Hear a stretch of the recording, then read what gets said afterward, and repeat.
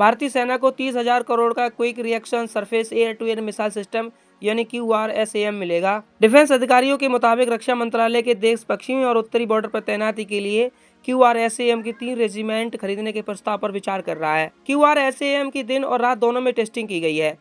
इन regiment को पश्चिमी border Pakistan और उत्तरी बॉर्डर चीन पर तैनात किया जाएगा। अधिकारियों के मुताबिक इस डिफेंस सिस्टम को defence research and development organisation यानी DRDO ने विकसित किया है। ये एक जगह से दूसरी जगह ले जाया जा सकता है। सिस्टम में मूविंग टारगेट खोजने, ट्रैक करने और कम समय में फायर करने की कैपेसिटी है। लगभग 30 किलोमीटर की रेंज के साथ QRSAM मीडियम से कम डिस्टेंस में medium range surface air to missile system और आकाश जैसी मौजूदा एयर डिफेंस सिस्टम को सपोर्ट करेगी। इस डिफेंस सिस्टम के सेना में शामिल करने के लिए काउंसिल की बैठक जून के चौथे सप्ताह में हो सकती है। भारत पाकिस्तान के बीच 7 से 10 मई तक चले संघर्ष के दौरान पाकिस्तान की ओर से भेजे गए चीनी मिसाइलें और इजरायली ड्रोन सिस्टम को आकाश तीर मिसाइल सिस्टम ने S-400 system iron drone system ने आसमान में ही खत्म कर दिया था। तो चलिए आइए जानते हैं कि QRSAM क्या है और इसकी क्या खासियतें हैं। ये चलते फिरते टारगेट को ट्रैक करता है और तबाह करता है। सर्विलांस रडार 120 किलोमीटर तक निगरानी और IFF के साथ 80 किलोमीटर तक ट्रैकिंग करता है।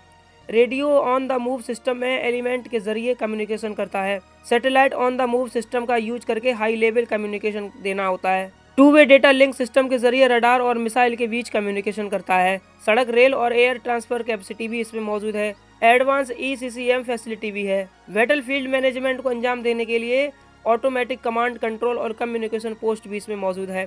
Plane, helicopter, UAV, multi target attack की कैपेसिटी इसमें है। खुले मैदान, कम रेगिस्तानी और रेगिस्तानी जैसे क्रॉस कंट्री इलाकों में हैवी मोटर व्हीकल के साथ उपयोगी है। आकाश तीर एक स्वदेशी artificial intelligence powered air defence system है।